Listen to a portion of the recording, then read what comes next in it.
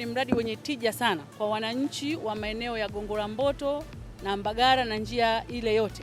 Wanapata faida kubwa sana kwa sababu kwanza kule kuna uhitaji mkubwa sana wa miundombinu ya umeme, sababu wananchi wa kule ni wengi, maendeleo ni makubwa na kuna viwanda vingi. Baada ya kuimarisha mradi huu wa Kinyerezi 1 extension, maeneo yale yataenda kupata umeme wake kwa sababu tumefunga transformer mpya ya MVA 120 pale, ambayo itawapa umeme wa uhakika ambao haukatiki, lakini umeme mwingi zaidi kwa ajili ya uzalishaji wa majumbani na viwandani.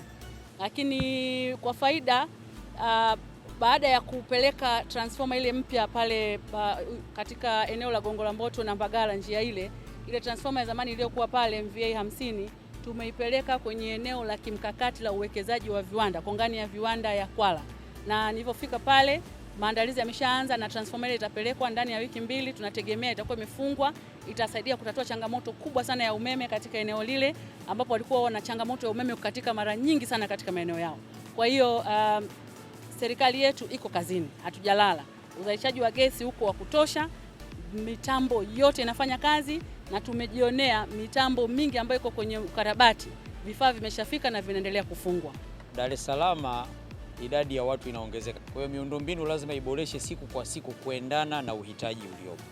Kwa lengo la Kinyerezi 1 extension ilikuwa ni kutuongezea sisi uwezo wa umeme unaozalishwa kuwafikia wateja wetu kwa kiwango kinachostahili. Ndio maana tukawaongeza transformer Kinyerezi penyewe kubwa zaidi MVA 175, transformer 2, Gongo la Mboto na Mbagala MVA 120 kwa ajili ya kuwawezesha wateja wetu kupata umeme wa uhakika. Tunamshukuru sana Mheshimiwa Rais kwa investment na umeme tayari Kinyerezi 1 extension inatumika. Bali za kukatika umeme zimepungua. Tukikata ujue tunatengeneza, tunaboresha kama tulivyokuwa tunaboresha. Lakini mambo ni mazuri, Mheshimiwa Rais amewekeza vya kutosha. TANESCO, tunayaangaza maisha yako.